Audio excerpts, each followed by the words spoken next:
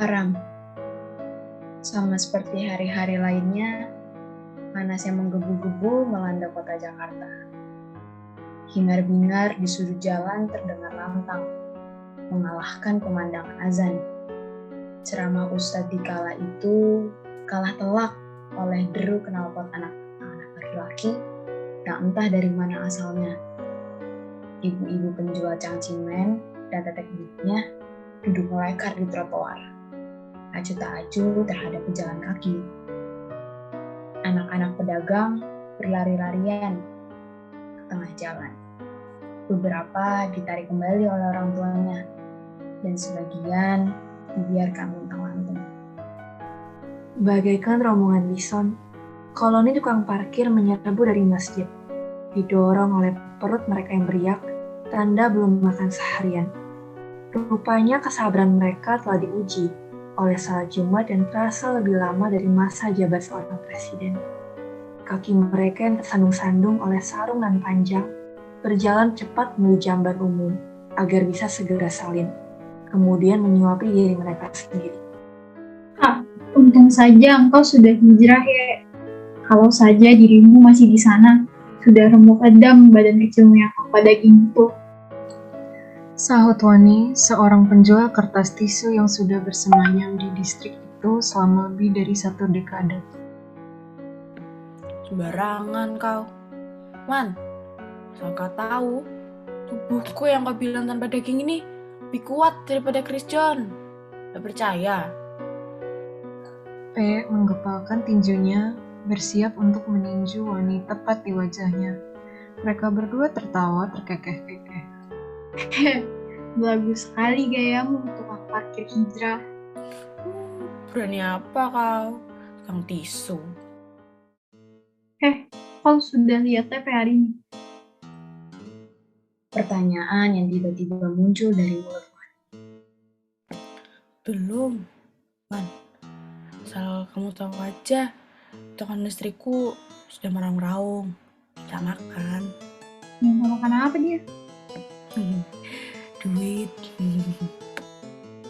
Jawab Peye menyeringai satir. Makanya aku suruh kau lihat TV dulu, bodoh. Nanti petang singgahlah ke rumahku, ada kejutan dari negara.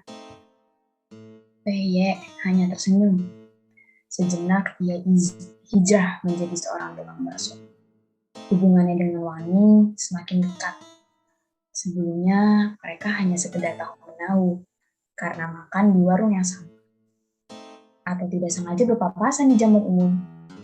Namun 5 tahun terakhir ini, Wani sudah menganggap Peye seperti adiknya sendiri. Negara, katamu. Kumah. Peye mendengus, lalu melongos. Wani hanya tertawa kecil. Tangannya yang kasar menepuk perut Peye. Sudahlah, lupakan saja kejadian itu. Aku yakin kau bakalan senang melihat kejutan ini. Matahari mulai berkemas, bersiap-siap untuk pergi. Peyek membungkuk, menggeser batu ganjalan di gerobak bakso miliknya. Ia kembali berdiri, mendorong gerobaknya, lalu menoleh ke belakang. Terlihat Wani yang melambai sambil mesam-mesem. Ingin Peyek singgah di rumahnya untuk bercengkrama sebentar, bercakap-cakap, membicarakan kehidupan, dan segala macam persoalannya.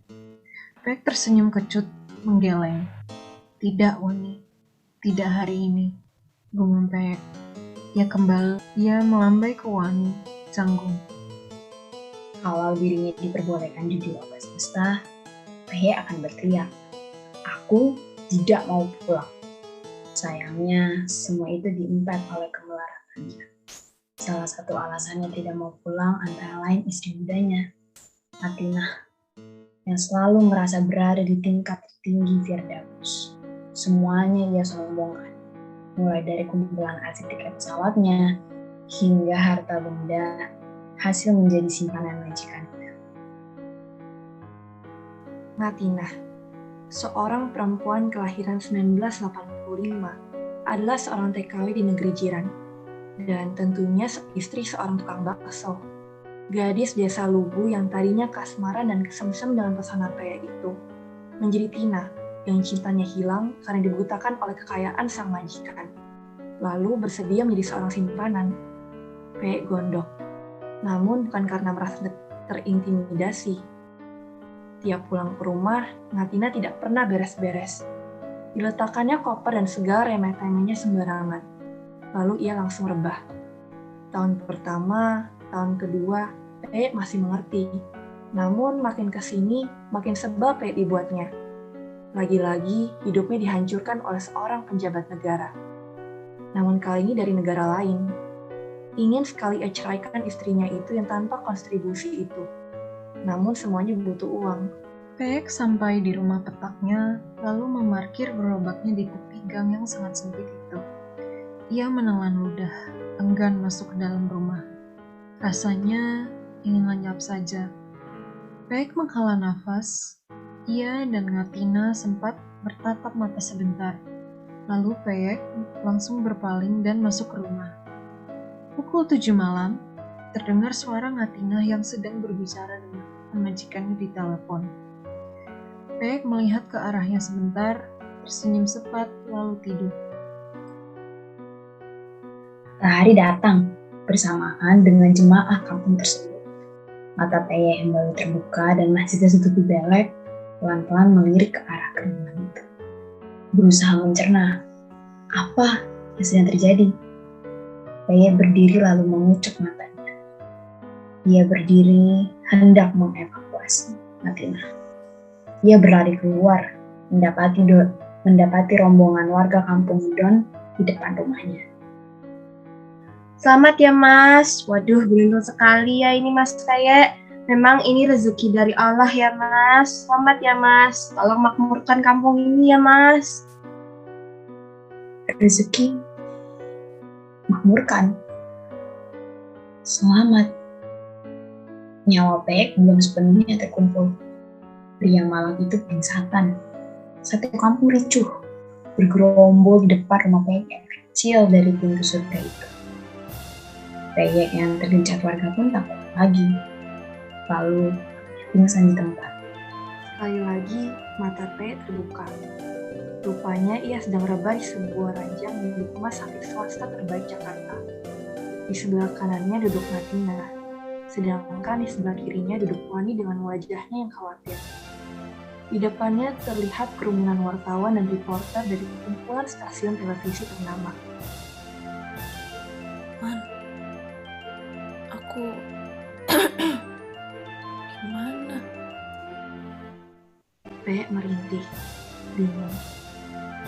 Wajah Wani yang tadinya khawatir terlihat lebih lega setelah melihat sahabatnya siuman. Wani terkekeh. Kau menang ya? Menang apa? Peyek yang kebingungan berusaha mencerna satu persatu apa yang sedang terjadi. Teringat akan keberadaan istrinya, Peyek langsung menoleh ke sebelah kanannya. Belum sempat ia membuka mulut, Selamat. Ngatina berucap. Bapak. Seorang pria paruh baya berpenampilan resik tiba-tiba menghampiri Peyek. Peyek menatap heran, mencoba mencerna hal yang sedang terjadi. Pria itu berdeham. Sebelumnya, izinkan saya memperkenalkan diri. Saya Adam Rifai. Peyek menyeringgitkan dahinya. Dari wajahnya, terlihat bahwa ia masih sangat kebingungan. Aku kenapa di sini? Cepet jelaskan toh. Sudah muak.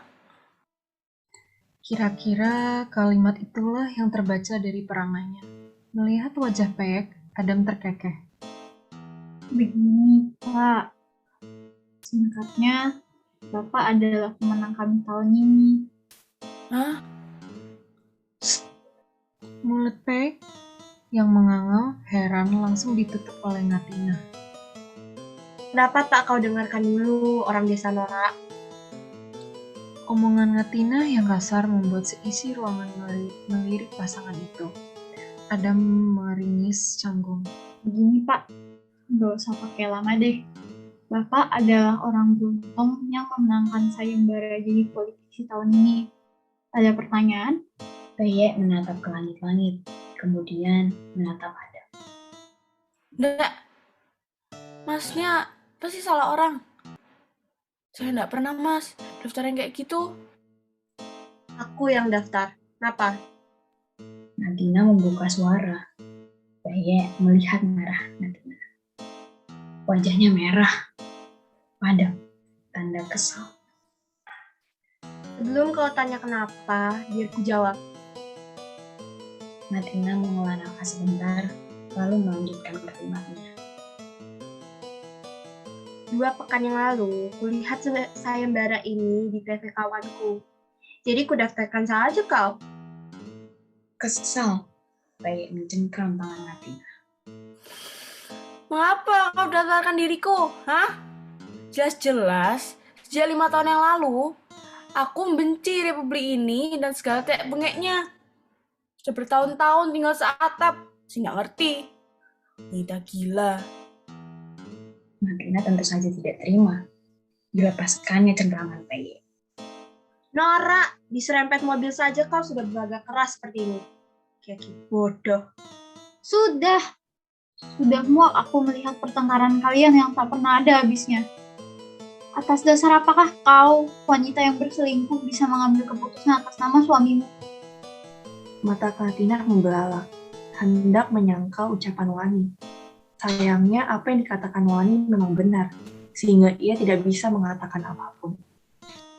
Kau juga ya? Pei yang tadinya cengengesan, melihat Katina KO langsung terdiam. Tak usah sok keras begitu, aku tahu kecemu kosong. Adam meremas-remas tangannya. Ya Allah Tuhanku, dosa apakah yang telah aku perbuat hari ini? Lebih baik aku mati saja daripada harus menjelaskan mekanisme sayembara sialan ini pada pria udik itu. Gumamnya dalam hati. Ya udah mas, sekarang saya harus apa? Peyek tiba-tiba menyahut. Begini, kalau Bapak sudah merasa sehat, tolong kabari saya ya. Adam memberikan nomor teleponnya. Maaf mas, saya nggak punya HP. Kamu tunggu di depan aja ya mas. 1 jam telah melayang, 1 jam 15 menit, 1,5 jam, 2 jam kurang 15 menit, bahkan 2 jam berlalu sudah. Dek, ayo bangun. Kamu mau kita cepet kaya toh? Nadina kembali mencaci suaminya yang malang itu. Dengan bersungut-sungut, Peyek beranjak dari ranjangnya, lalu berjalan keluar biliknya lewat pintu itu. Wartawan yang tadinya berjubel di depan ranjang langsung berpindah mengikutinya. Di balik pintu tampak Adam yang tengah tertidur di bangku ruang tunggu rumah sakit. Gawai lemah. Gumam Peyek dalam hati. Mas, saya udah kuat mas. Dicoleknya Adam berkali-kali setelah parlemen itu akhirnya terbangun. Mas, bangun. Adam membuka matanya pelan-pelan, wajahnya merah padam, menahan amarahnya yang sudah muncul sejak tadi. Baik Pak, ayo kita pergi. Adam dan Pei berjalan di lorong rumah sakit.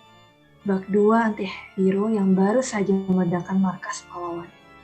Langkah mereka masih diiringi oleh wartawan-wartawan yang haus akan buah bibir. Bagaikan di tayangan action malam hari, lift yang mereka berdua tumpangi dikejar-kejar oleh para wartawan yang seolah-olah menganut paham kanibalisme. Nah, sudah tenang Pak. Nanti silakan Bapak menunggu di lobi rumah sakit. Saya akan menjemput mobil di tempat parkir. Hani sama Katina gimana? Gampang Pak. Nanti saya bisa hubungi pihak penyedia transportasi. Pei mengangguk setuju. Adam mengajak Peyek untuk berjalan lebih cepat. Tiba di lobi, Adam berlari kecil menuju tempat parkir.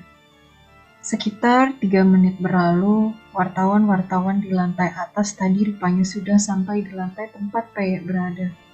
Sekarang, Peyek bak seorang intel yang diburu oleh kubu yang dirugikan. Tidak suka keramaian, pot bunga di sebelah kanan ruangan menjadi sasaran Peyek. Tubuhnya yang kurus berlari ke arah kanan lobi. Tepatnya ke belakang pot bunga bougainville raksasa yang ia sudah incar sejak tadi. Diposisikannya tubuh di belakang pot untuk bersembunyi, sambil sesekali mengintip ke arah lintasan mobil untuk mengetahui tanda-tanda keberadaan Adam. Wartawan-wartawan yang bak pemburu tadi berpencar untuk mencari Peyek dan Adam. Di tengah perburuan yang sedang intens itu, tiba-tiba terdengar suara klakson. Jantung Peyek berdegup kencang. Duh, sial. Aku lari sekarang nggak ya? Udah, 1, 2, 3. Peyek melesat, meninggalkan ruangan itu tanpa menghiraukan wartawan-wartawan yang liar bak singa kelaparan. Peyek berlari secepat kilat. Limusin 3 pintu itu nyangsang di depan lobi. Di dalamnya tampak Adam yang melambaikan tangan ke arah mata Peyek. Peyek megap-megap, kelelahan segera berlari menuju kendaraan mewah itu. Dibuka pintunya, limusin itu menyemburkan angin kencang dan tiada tandingannya. Sumpah, aku belum pernah merasakan angin yang sebegini kencangnya. Tukang bakso itu bergumam takjub. Maaf Pak, tadi saya belum memperkenalkan diri saya secara lengkap. Seperti yang saya sebutkan tadi, nama saya Adam Levi. Ya, saya tahu kamu tuh elit. Adam meringis, terkekeh sebentar. Bukan Pak, saya hanya asisten pribadi bos besar. Peyek menaikkan sebelah alisnya seolah meragukan keberadaan dari informasi tersebut. Benar kok Pak, saya ya yang nyupiri, yang pesanin makanan, yang membuat teks pidato, yang termasuk jemputin Pak P ini. Peyek yang sudah suzon duluan ikut tertawa. Kalau Bapak sendiri bagaimana? Saya tukang bakso. Mereka berdua pun terkekeh. Tadi kata istri Bapak benci ya sama negara dan segala teteh-bengeknya. Apa alasan Bapak? Peyek tertawa kecil, juga menghela nafasnya. Emangnya penting toh, Mas? Bukan begitu Pak. Tak lama, mobil itu berhenti di suatu kios. Di atasnya terdapat papan nama raksasa yang bertuliskan Meet Tyler. Ini Masnya bawa saya kemana ya? Nanti Bapak akan tahu. Silahkan masuk dulu Pak. Kalau diperbolehkan untuk jujur dari lubuk hatinya yang paling dalam, Peyek takut diculik. Selain itu, ia juga was-was akan dijadikan tumbal negara. Melihat keringat dingin yang membasahi wajah Peyek, Adam bertindak. Ditepuknya bahu Peyek dan berkata, Sumpah kok Pak, saya orang baik-baik. Ayo kita masuk. 3 jam tak terasa telah berlalu. Dari pintu ruko itu, keluarlah 2 manusia berpenampilan necis, Adam Rifai dan Peyek. Nah, sudah necis begini kan keren Pak. Kalau boleh jujur, aku pengen jualan bakso lagi aja. Duh, tolong aku, ya Allah. Peyek menghela nafas, menyesali keputusan keputusannya untuk ikut bersama Adam. Kalau begitu, ayo kita masuk ke mobil lagi, Pak. Pak, mohon bersiap-siap, sebentar lagi kita akan menemui bos besar. Adam yang sedang menyetir mobil melihat ke arah kaca di atas dashboard, memperhatikan tingkah PY yang tengah melamun saat mobil berhenti. Adam pun keluar dari mobil. Didekatinya sebuah kotak kecil yang tertempel di tembok pagar. Ada apa tuh? Dijak ngomong. Gumam PY. Tak lama kemudian, pagar itu pun terbuka. Adam masuk kembali ke dalam mobil, lalu memasukkan mobil tersebut ke halaman rumah yang tiada besarnya. Benda yang tadi namanya intercom, Pak. PY yang tadinya penasaran, langsung merasa malu karena keriakannya akan sebuah intercom tadi. Anu Pak, nanti kalau bos besar mengganti nama panggilan Anda, jangan keberatan ya. Orang benar. Masa orang panggilan orang aja dipermasalahkan. Gumam P yang hanya bisa mengangguk. Sesaat setelah limusin 3 pintu terparkir, Adam berkaca di spion, mengkelimiskan rambutnya yang sudah klimis. Persis. Adam terbelalak kaget. P terkejut segera ditutupinya wajahnya yang malu karena keceplosan. Nggak mas, maksud saya, udah mas, ayo masak aja mas, nanti ditunggu sama Pak Bos, kan nggak enak. Kedatangan mereka disambut oleh 2 pria muda yang bentukannya seperti Adam. Menurut PY, seperti hasil kloningan, namun tetap ada pembedanya. Mari mas-mas kalian, boleh ikut dengan kami. Salah satu orang dari 2 orang tersebut mengajak PY dan Adam untuk ikut dengan mereka. PY yang was-was mengamati penampilan mereka dari atas kepala hingga ke ujung kaki. Waduh, barang-barang ini kok seharga 10 tahun uang jualan bakso ya? Batin Pek yang jiwa berhematnya seketika meronta-ronta di tempat. Namun, walaupun 2 pria tersebut terlihat necis dengan pakaian 10 tahun uang bakso, Pek tahu benar bahwa mereka berdua merupakan centeng-centeng kebanggaan bos besar sendiri. Bukan apa-apa, hanya insting Pek yang asal-asalan hasilnya, mengisyaratkan banyak hal yang tidak semua orang tahu. Halaman rumah yang tergolong sangat besar itu membuat PY meluap-luap. Namun perasaannya seringkali membuat udiknya yang sudah menjadi sifat lahir batin keluar. Mas Adam, halamannya kok gede banget tuh mas. Adam menghela nafas, tanda gondok akan tingkah laku PY.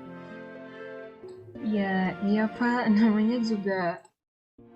Belum sempat melanjutkan, seorang pria mencuak dari dalam rumah di depan mereka dan mengangkat kedua tangannya menyambut mereka dengan riang.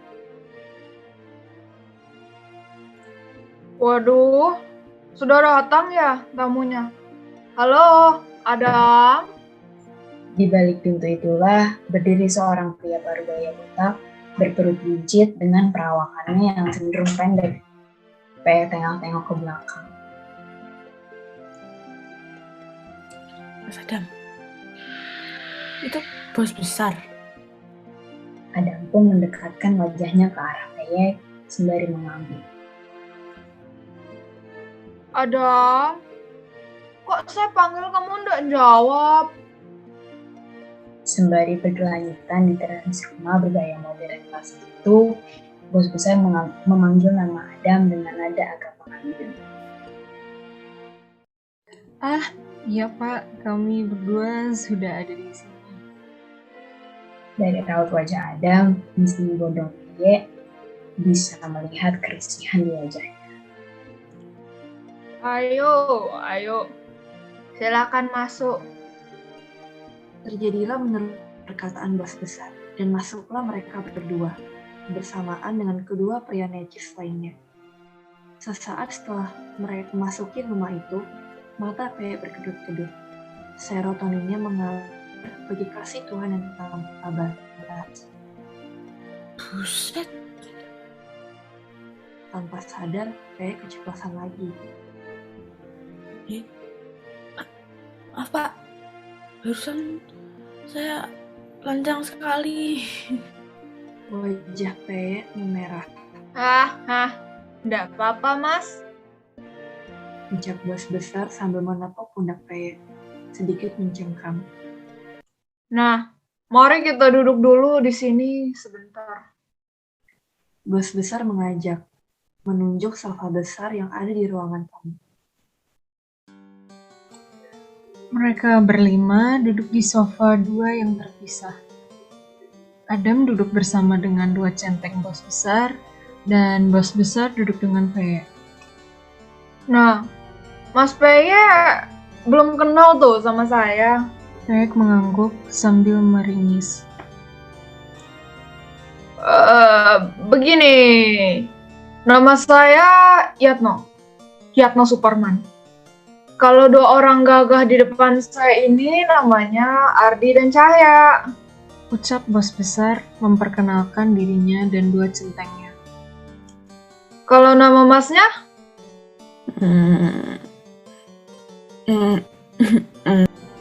Peye berpikir keras, mencari nama yang cocok untuknya.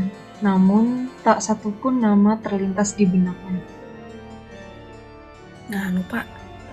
Nama saya Peye. Tapi, nek Bapak mau ganti ya, monggo Pak. Yatno tertawa. Alah. Untuk apa saya ganti namamu? Saya bukan Tuhan kok. Peye meringis, namun hatinya sedikit lebih tenang karena mengetahui bahwa Yatno tidak akan mengganti namanya. Nah, sekarang saya akan jelaskan mengenai teknisnya ya, Mas Peye. Yatno berbicara dengan lembut dan nadanya mengayun. Diletakkannya juga telapak tangannya di paha Peye. Sedikit meremas, Peye pun bingung menatap ke Adam. Jadi begini, Mas. Mas Peye akan tinggal di sini selama menjadi politisi nanti. Dengan Pak Yatno? Peye kebingungan. Iya toh, memangnya Mas mau tinggal sama Adam? Yatno tertawa. Sekali lagi, ia menaruh tangannya di paha Peye lalu sedikit meremasnya.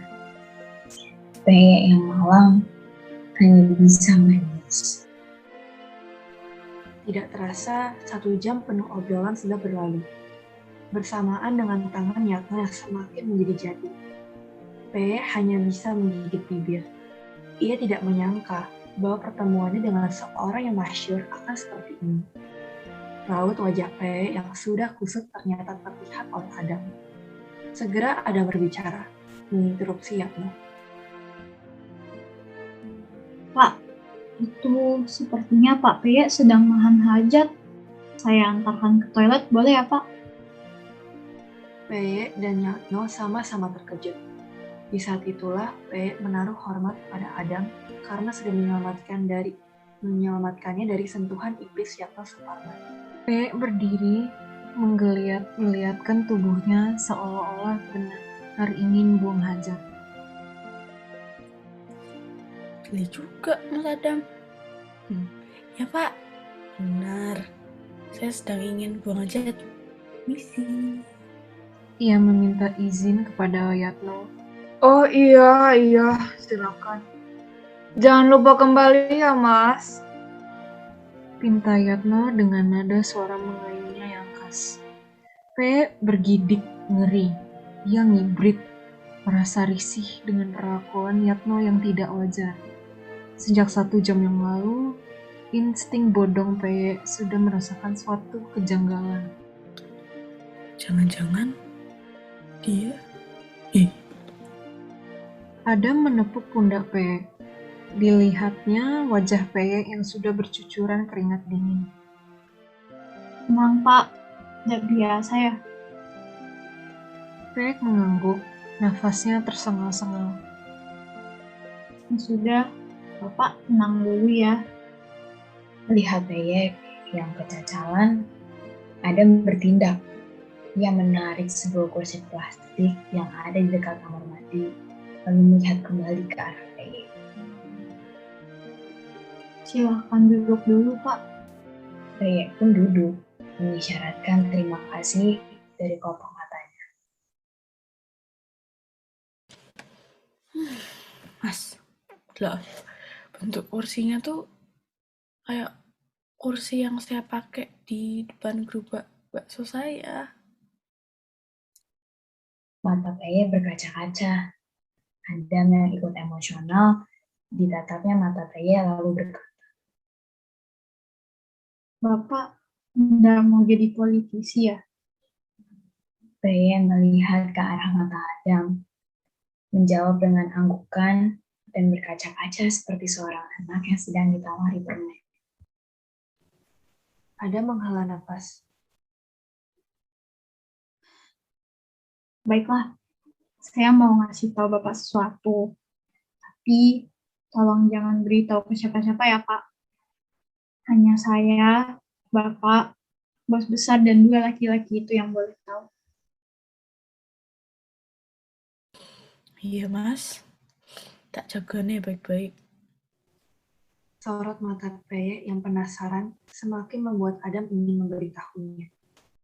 Begini, jadi sebenarnya bos besar itu... Adam menghela nafas, terlihat ragu untuk membagikan rahasia tersebut. Peye mengangguk, menatap ke arah Adam, mendorong Adam untuk melanjutkan kalimatnya. penyuka sesama jenis. Mata Peye membelalak.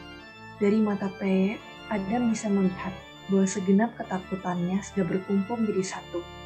Peye menelan ludah. Lalu mas, ada lagi nggak? Adam mengangguk. Mampus aku. Tiwas tak terima tawarannya kok. Tahu-taunya malah pegang-pegang sama... Gumam Peye yang bisa terdengar ketat giginya. Ya, maaf Pak.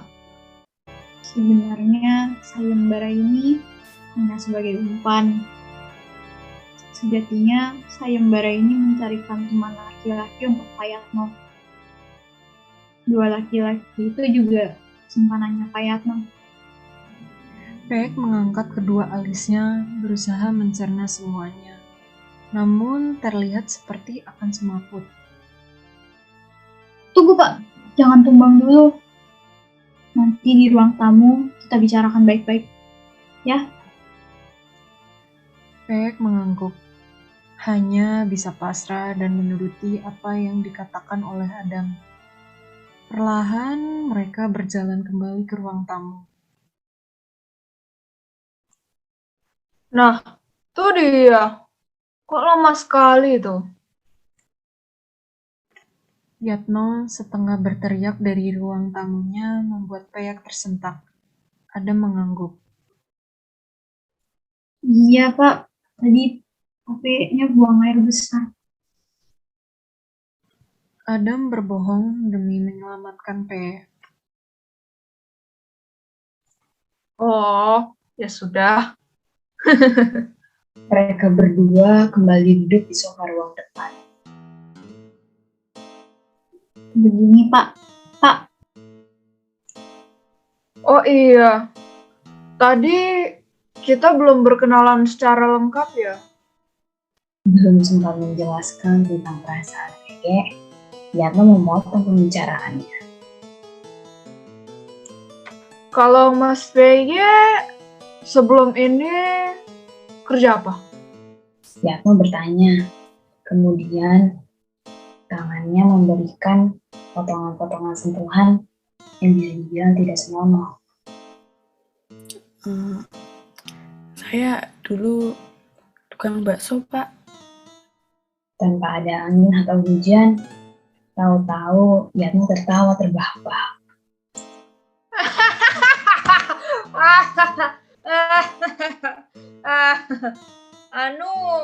Saya kok jadi ingat ya, Mas?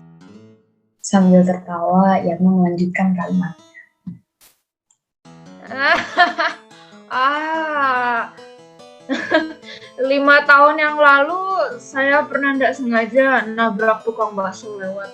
Aduh, kalau diingat-ingat, kakinya yang pengkor itu bikin jalannya jadi terseok-seok seperti orang cacat. P terdiam, mendendam. Adrenalinnya menderu kencang, membentuk suatu kesatuan yang bisa membuatnya menonjok Yatno kapan saja. Jantungnya berpacu, murka, namun tidak dapat berkata-kata. Kecewa, namun tidak dapat mengeluarkan air mata. Suara tawa Yatno terus berdengung dan menggema di kepalanya. Ingin ia lepas, namun tak bisa. Wedam sial! P akhirnya berteriak. Seisi ruangan terbelalak kaget. Namun, Adam tersenyum dan merasa senang untuk P. Walaupun ia tidak mengetahui apa yang terjadi 5 tahun yang lalu, tetap saja ia merasa lega karena P sudah bisa bebas dari keterikatannya sebagai simpanan. Sementara, Yatno murka dan menyuruh 2 teman spesialnya untuk mengejar P. P lari secepat mungkin, mencoba untuk tidak terlalu memikirkan apa yang ada di belakangnya.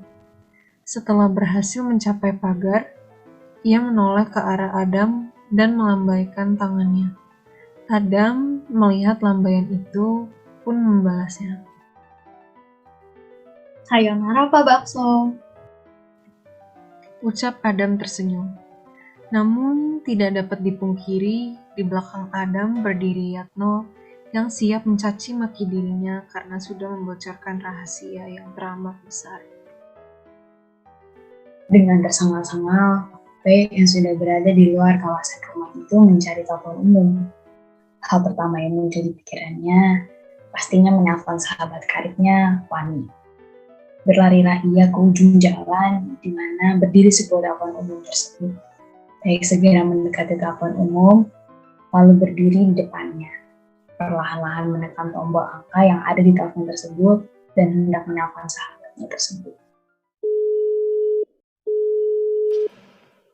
Halo, Wani bicara, mengangkat telepon. P melamun. Ia sudah merasa sangat rindu kepada sahabatnya itu dan tidak sabar ingin menceritakan segalanya. halo. Ini siapa ya? Tutup ya teleponnya. P tersentak. Jangan! Ini Peye. Terdengar hela napas dan tawa kecil Wani dari telepon. Halo ya, gimana hari pertamamu? Pasti dirimu sangat senang kan? Jadi banyak duitmu. P tertawa kecil, namun juga terisak. Kali itu, luapan emosi mendatangi P. Enggak, Wan. Aku mau pulang. P menutup panggilan itu, membasuh air matanya, lalu tersenyum.